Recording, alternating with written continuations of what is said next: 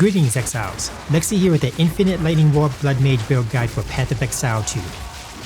The Lightning Warp Blood Mage is the fastest speed farming caster build I've made, capable of destroying entire screens of enemies while flying through maps.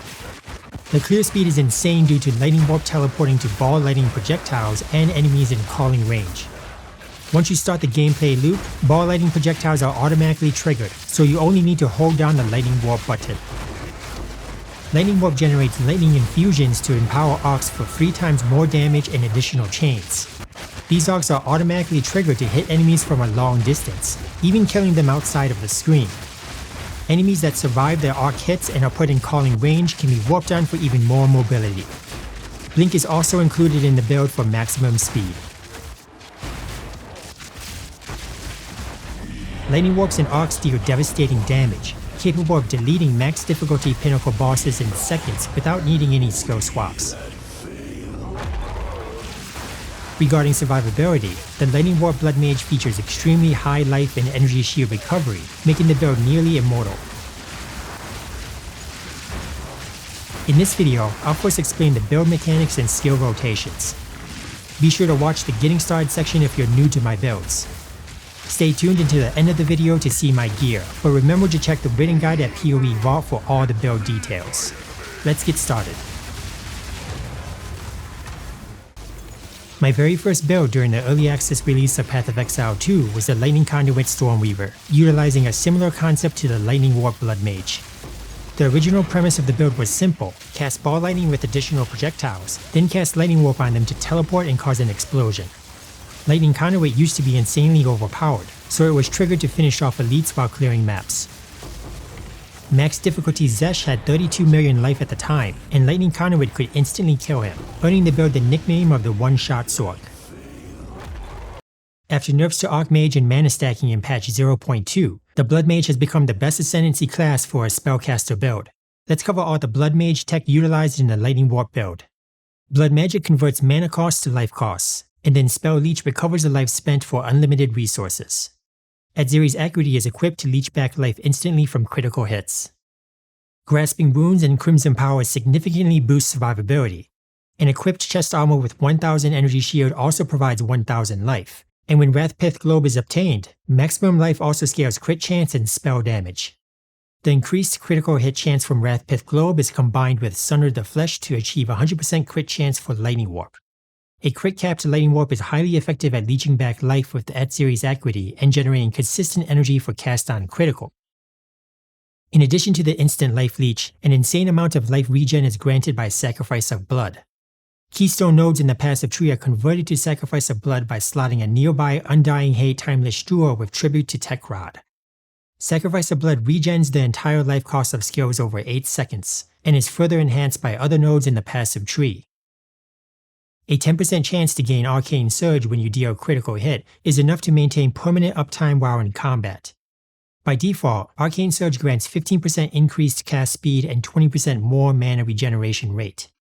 Sanguimatic Rituals is allocated to cause Arcane Surge to grant more life regen instead of mana regen.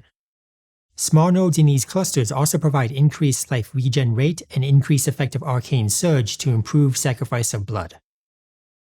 With the life regen setup, more than 13k life recovery per second is possible from ramping up Sacrifice of Blood by rapidly casting skills. Zealot's Oath is allocated to apply the excess life recovery from regen to Energy Shield, making the build feel practically immortal. The final tech that the Blood Mage can utilize is Atulu's Bloodletting, which grants 2% extra physical damage per 10 life costs of the supported skill.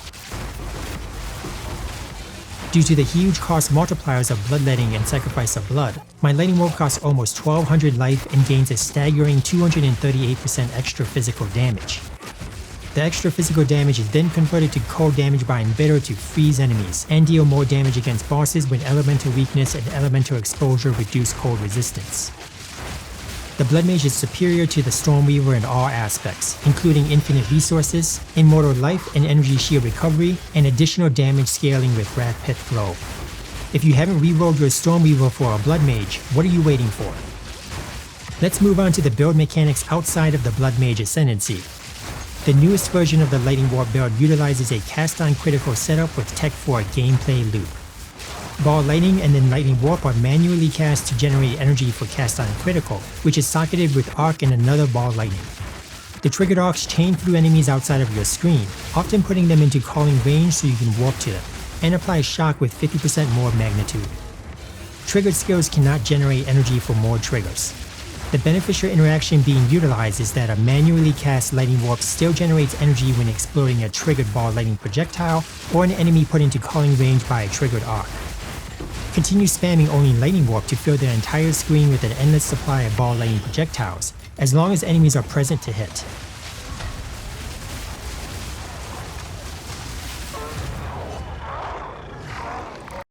The critical hit chance of Lightning Warp should be as close to the 100% cap as possible to trigger cast on critical consistently. I already mentioned the Blood Mage's access to Sunder the Flesh and Rathpith Globe. The final boost to crit chance comes from the Blind mechanic. Blind support is socketed into the cast on critical setup to apply on hit with triggered Ball Lightnings and Arcs. This setup enables a generous 80% critical hit chance against blinded enemies in the passive tree. Finally, Blindside supports Lightning Warp to grant 15% more crit chance and crit damage. The blind bonuses are not reflected in the skill's detail sheet. You need 75% crit chance displayed for Lightning Warp for the blind bonuses to provide the rest to reach 100%.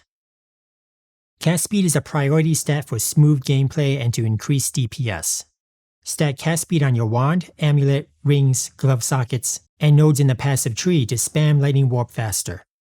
This also benefits Spellslinger, which generates energy based on the base cast time of the spells you cast. Spellslinger is unlocked by equipping a Duelist wand, and Ball Lightning is socketed for another trigger that can be cast on demand. The Spellslinger Ball Lightning is supported by Valenta's Propulsion, which applies the high amount of cast speed stacked in the build to projectile speed. This is the fastest traveling Ball Lightning to use for speeding through maps. Let's break down the skill rotations for the Lightning Warp Blood Mage. The rotation for clearing maps is pretty straightforward. Cast Ball Lightning followed by Lightning Warp to start the gameplay loop with cast on critical. Hold down the Lightning Warp button to continuously jump to Ball Lightning projectiles and enemies in calling range. For maximum speed, cast Spellslinger for faster Ball Lightning projectiles.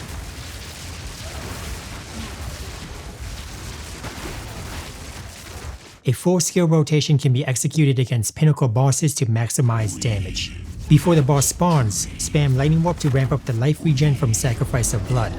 Cast Sigil Power and Elemental Weakness to buff damage output. Drop a Frostbound to apply Elemental Exposure.